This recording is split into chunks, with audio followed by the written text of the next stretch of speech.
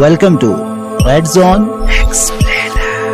दोस्तों, आज की इस वीडियो में हम 2010 में रिलीज होने वाली एक ऐसी मूवी को एक्सप्लेन करने जा रहे हैं जो हॉरर और थ्रिलर से भरपूर है। इस मूवी का नाम है I spit on your grave. Movie के आगाज में हम देखते हैं कि एक लड़की जिसका नाम जेनिफर हिल्स है वो कार चला रही है। ये एक मशहूर नॉवेलिस्ट और राइटर है। जेन एक नया नॉवल लिखना चाहती है और इसके लिए इसे पुरसुकून जगह की जरूरत है, इसलिए उसने जंगल में एक घर किराए पर लिया है। रास्ते में वो घर के मालिक के पास रुकती है और उससे घर की चाबियां और घर का पता पूछती है और दोबारा अपना सफर शुरू कर देती है। इसके बाद वो एक फ्यूल स्टेशन पर रुकती है ताकि अपनी गाड़ी में फ्यूल भरवा सके, लेकिन उसे जल्द ही एहसास होता है कि वो रास्ता भूल गई है। इस स्टेशन पर वो 3 लोगों से मिलती है, एंडी, स्टैनले और जॉनी। जॉनी बातों बातों में जेनिफर से घर का पता पूछता है और उसे ऑफर करता है कि वो उसके साथ उसे घर छोड़ने के लिए जाता है, लेकिन जेनिफर उसे इनकार कर देती है और फौरन वहाँ से निकल जाती है, जिससे जॉनी काफी शर्मिंदा हो जाता है। जेनिफर गाड़ी चलाती है और जल्द ही अपने घर पहुँच जाती है, जो बहुत ही पुरसुकून और थोड़ा खौफनाक भी है। वो जल्दी से अपने घर की सेटिंग करती है और नॉवल लिखने बैठ जाती है। इसके बाद वो घर के पास बनी हुई झील के किनारे थोड़ा एंजॉय भी करती है। रात के वक्त वो अपने एक दोस्त बार्ब को कॉल करती है ताकि वो उसे अपने हालात से आगाह कर सके। फिर अचानक उसे पास ही नजदीक एक घर से अजीबोगरीब आवाजें आती हैं। वो उस घर में जाती है, लेकिन इस खौफनाक घर में उसे कोई भी चीज मशकूक नजर नहीं आती, इसलिए वो वापस आ जाती है। अचानक उसके कपड़ों पर कोई चीज गिर जाती है, जिसे धोने के लिए वो किचन में जाती है, लेकिन तभी हम देखते हैं कि कोई इसकी छुपकर रिकॉर्डिंग कर रहा है। अगले दिन सुबह उठकर वो जॉगिंग पर जाती है और रास्ते में उसे एक और खौफनाक घर नजर आता है। जब वो घर आती है तो उसे पता चलता है कि उसका टॉयलेट खराब हो चुका है, इसलिए वो मिस्टर अर्ल को कॉल करती है कि वो किसी को भेजे ताकि इस टॉयलेट को सही किया जा सके। इसी दौरान बदकिस्मती से जेनिफर का फोन टॉयलेट में गिर जाता है। वो जल्दी से फोन को टॉयलेट से निकालकर उसे खुश्क करती है, लेकिन वो फोन खराब हो चुका था। अगले सीन में हम एक मैथ्यू नामी लड़के को देखते हैं जो कि इसका टॉयलेट सही करने आता है। इसकी हरकतों से लगता है जैसे ये दिमागी मरीज है। जेनिफर उसे थैंक्स कहती है, लेकिन वो कोई बात किए बगैर वहाँ से चला जाता है। इसके बाद वो अपने दोस्तों से मिलने जाता है। ये वही लोग हैं जो मूवी के शुरू में दिखाए गए थे। इस ग्रुप में स्टैनली के पास एक कैमरा होता है जो वो हर वक्त अपने पास रखता है और शूटिंग करता रहता है, और यही वो शख्स है जो जैन की खुफिया तौर पर रिकॉर्डिंग कर रहा था और ये वही रिकॉर्डिंग अपने दोस्तों को दिखाता है। ये वीडियो देखने के बाद जॉनी को याद आता है कि किस तरह जेनिफर ने उसकी बेइज्जती की थी। इस बात पर दूसरे दोस्त जॉनी पर हंसने लगते हैं और तभी हमें पता चलता है कि जॉनी भी एक नफ्सियाती मरीज है जो अपने सर पर पागलों की तरह हाथ फेरते हुए कहता है कि वो जिस चीज को हासिल करना चाहता है कर लेता है। और आज की रात जेनिफर के लिए खौफनाक रात होने वाली है। इसके बाद हम देखते हैं कि जेनिफर अपने सोफे पर सोई होती है कि जब उसे अजीबोगरीब आवाजें आती हैं और वो जाग जाती है। जब वो चेक करने के लिए उठती है तो वो देखती है कि एक मुर्दा परिंदा उसके घर के बाहर पड़ा हुआ है। इसी दौरान जॉनी का पूरा ग्रुप घर में दाखिल हो जाता है और उसे परेशान करना शुरू कर देता है। जेनिफर पुलिस को कॉल करने की धमकी देती है, लेकिन वो जानते हैं कि जेनिफर का मोबाइल खराब हो चुका है। इसके बाद जॉनी आगे बढ़ता है और जेनिफर के साथ फिजिकल होने की कोशिश करता है। उसके बाद वो उसे बंदूक के साथ छेड़ने की कोशिश करता है और स्टैनले ये सब कुछ अपने कैमरे में रिकॉर्ड कर रहा होता है। जब वो इसे ज्यादती करने की कोशिश करते हैं तो किसी तरह जेनिफर वहाँ से भाग जाती है। वो जंगल में तेजी से भाग रही होती है जबकि सुबह की रोशनी फैल रही है। अचानक वो एक आदमी से टकराती है जिसका नाम शेरिफ है और जो शायद पुलिस वाला है और शिकार करने के लिए जंगल में आया है। शेरिफ जैन से कहता है कि वापस मेरे साथ घर चलो ताकि मैं उन मुलजिमों को पकड़कर सजा दे सकूं। जैनी इसके साथ घर वापस आती है। शेरिफ घर की तलाशी लेना शुरू करता है ताकि वो मुजरिमों को तलाश कर सके। अचानक जॉनी का ग्रुप घर में दाखिल होता है जो शेरिफ की मौजूदगी से बिल्कुल भी नहीं घबराते, और खौफनाक सीन उस वक्त क्रिएट होता है जब जेनिफर को पता चलता है कि शेरिफ भी इन लड़कों के साथ मिला हुआ है। वो जेनिफर से फिर से खेलना शुरू कर देते हैं। वो मैथ्यू को, जो कि एक दिमागी मरीज है, जेनिफर के साथ फिजिकल करने के लिए जबरदस्ती करते हैं। जब मैथ्यू इनकार करता है तो जॉनी जैन को मारने की धमकी देता है। फिर वो मिलकर जैन को जमीन पर गिरा देते हैं और मैथ्यू को जबरदस्ती करने का कहते हैं। जब वो ये सब कुछ कर रहे होते हैं उसी दौरान शेरिफ को उसकी बेटी की कॉल आती है। वो अपने बाप शेरिफ का हाल पूछती है, लेकिन वो इस वक्त झूठ बोल देता है कि वो काम में मसरूफ है। जब वो अपना काम कर लेते हैं तो जैन हिम्मत करके बाहर जंगल की तरफ चलती है, लेकिन जैसे ही वो बाहर निकलती है जॉनी का ग्रुप फिर से उसे पकड़ लेता है। जॉनी जबरदस्ती उसका सर पानी में डुबोता है और स्टैनली मुसलसल इस मंजर को रिकॉर्ड कर रहा होता है। इसके बाद शेरिफ जेनिफर के साथ बहुत ही बुरा सलूक करता है, जिससे जेनिफर बेहोश हो जाती है। जब उसे होश आता है तो वो अपने जिस्म में कमजोरी महसूस करती है, लेकिन फिर भी वो कोशिश करके आहिस्ता आहिस्ता चलना शुरू करती है। ये सारा गैंग उसके पीछे पीछे चलता है। फिर जेनिफर एक पुल पर पहुंचती है। जब वो देखती है कि शेरिफ उसे शूट करने लगा है तो वो अपने आप को पानी में गिरा देती है और गायब हो जाती है। शेरिफ फिर गैंग को हुक्म देता है कि इसे तलाश करो, लेकिन काफी देर तलाश करने के बाद उन्हें जेनिफर नहीं मिलती। शेरिफ बाकी ग्रुप को ऑर्डर देता है कि वो जेनिफर को उस वक्त तलाश करते रहें जब तक कि उसकी लाश न मिल जाए। फिर इसके बाद वो स्टैन से कैमरा छीनता है और उसे तोड़ देता है ताकि कोई सबूत बाकी ना रहे। एंडी जेनिफर का सारा सामान जला देता है। इसके बाद हम देखते हैं कि शेरिफ अपनी फैमिली से मिलने के लिए घर वापस आता है। अगले दिन शेरिफ घर की चाबियां लेकर घर के मालिक एरल के पास आता है और उसे चाबियां वापस करके कहता है कि लड़की छोड़कर चली गई है। एरल उन्हें याद दिलाता है कि अगले महीने इनकी एक शूटिंग गेम है। उसके बाद अगले सीन में हम मैथ्यू को देखते हैं, जो होने वाले वाकये को अभी तक नहीं भूल पाया और काफी ज्यादा इससे मुतासिर है। फिर मूवी एक माह बाद दिखाई जाती है, जब शेरिफ को एरल की कॉल आती है और शेरिफ को बताया जाता है कि एक लड़की जेनिफर का पता पूछने के लिए आई थी। उस लड़की के मुताबिक उसने जेनिफर को पिछले एक महीने से नहीं देखा। एरल शेरिफ को याद दिलाता है कि ये बिल्कुल वही वक्त है जब उसने जेन के घर की चाबियां वापस की थी। शेरिफ एरल को कहता है कि वो अपने बाकी दोस्तों को भी बुला ले ताकि हम शूटिंग गेम के लिए जा सकें। इससे अगले दिन हम एंडी और जॉनी को देखते हैं, जिनकी तरफ स्टैन भागता हुआ आ रहा है। वो उन्हें कहता है कि उनका कैमरा और टेप चोरी हो चुकी है, जिसमें जेनिफर की मुकम्मल वीडियो की कॉपी थी, जो उसने कैमरा डिस्ट्रॉय होने से पहले तैयार की थी। जॉनी स्टैन पर गुस्सा होता है और दोनों के दरमियान लड़ाई शुरू हो जाती है, लेकिन एंडी इन्हें रोक देता है। जॉनी अपने घर वापस आ जाता है, लेकिन उसके घर में अजीबोगरीब चीजें होने लगी हैं। उसे अजीबोगरीब आवाजें सुनाई देती हैं और साथ ही उसके घर के बाहर एक परिंदा भी मरा हुआ मिलता है, जिससे जॉनी को लगता है कि उसके दोस्त शायद उसके साथ खेल रहे हैं। लेकिन वो चौंक जाता है जब उसे जेनिफर की चप्पल दिखाई देती है। अगले दिन जॉनी वही चप्पल अपने दूसरे दोस्तों को दिखाता है और सब यही समझते हैं कि हो सकता है ये मैथ्यू का काम है और वो इनके साथ खेल रहा है। अगले सीन में हम देखते हैं कि शेरिफ घर वापस आता है। उसकी बीवी उसे एक टेप के बारे में बताती है जो उनकी मशीन में फिट नहीं आई, इसलिए वो चल नहीं सकी। शेरिफ फौरी तौर पर पहचान लेता है कि ये स्टैनले की टेप है। फिर वो फौरन घर से निकल पड़ता है ताकि स्टैन को ढूंढ सके। स्टैन को ढूंढने के बाद वो इस पर काफी गुस्सा होता है कि उसने कितना बुरा काम किया और उसके बाद वो उन्हें मैथ्यू को ढूंढने का हुक्म देता है। शूटिंग गेम के दौरान ही शेरिफ अर्ल को भी ठिकाने लगा देता है ताकि कोई भी सबूत बाकी ना रहे। अगले सीन में हम मैथ्यू को देखते हैं, जो कि झील किनारे खामोशी से खड़ा होता है कि अचानक उसे जैन की आवाज आती है। वो घर की तरफ भागता है और जैन को वहाँ पाकर काफी हैरान हो जाता है। वो जैन के पास आता है और मांगने की कोशिश करता है, लेकिन जैन उस पर बिल्कुल भी रहम नहीं करती और उसका गला घोंटकर उसे मार देती है। दूसरी तरफ एंडी और स्टैन मैथ्यू को ढूंढते ढूंढते जंगल में अलग हो जाते हैं। अचानक स्टैन के सामने जेनिफर आ जाती है। स्टैन जेनिफर को पकड़ने के लिए जब आगे बढ़ता है तो उसकी टांग एक ट्रैप में फंस जाती है जो कि जेनिफर ने लगाया था। स्टैन चीखता है और इसी दौरान एंडी भी वहां पहुंच जाता है। जेनिफर एंडी का ही वही बेसबॉल बैट लेकर उस पर पीछे से हमला कर देती है। जब एंडी को होश आता है तो हम उसे देखते हैं कि जेनिफर ने एंडी को एक टब के ऊपर बांध दिया है और उसका मुंह नीचे की तरफ होता है और अचानक पानी का नल खुल जाता है और पानी टब में बहना शुरू हो जाता है। दूसरी तरफ जेनी स्टैन को एक दरख्त के साथ बांध देती है और उसी के कैमरे से उसी तरह वीडियो रिकॉर्ड करना शुरू कर देती है जैसे वो रिकॉर्ड करता था। उसके बाद जेनिफर मछली पकड़ने वाली हुक्स को स्टैन की पलकों से गुजारकर उन हुक्स की डोरी को पीछे दरख्त के साथ बांध देती है ताकि जब भी स्टैन पलकें झपके तो उसे दर्दनाक तकलीफ का एहसास हो। इसके बाद वो मछली के कुछ टुकड़े स्टैन के मुंह पर लगा देती है ताकि कौवे आकर उसे नोच नोच कर खा जाएं और फिर कुछ ही देर में कौवों का वहाँ पर झुरमट हो जाता है और वो स्टैन को नोच नोच कर खत्म कर देते हैं। फिर जेनिफर अंदर एंडी के पास आती है और उसका सर पानी में डुबोती है जैसा कि पहले उसका सर डुबोया गया था। इसके बाद जेनिफर टब में एक केमिकल कंपाउंड मिलाती है और फिर एंडी का चेहरा उसी पानी में डुबोती है, जिसकी वजह से एंडी का चेहरा बुरी तरह झुलस जाता है और फिर इसी तरह आहिस्ता आहिस्ता तड़प कर उसकी मौत हो जाती है। इसके बाद जेनिफर का अगला टारगेट जॉनी है। जेनिफर जॉनी के घर पहुंचती है और इससे पहले कि जॉनी कोई बात करता वो जॉनी पर हमला कर देती है। वो जॉनी के हाथ पांव बांध देती है और उसकी गर्दन में भी एक रस्सी डाल देती है। उसके बाद वो जॉनी के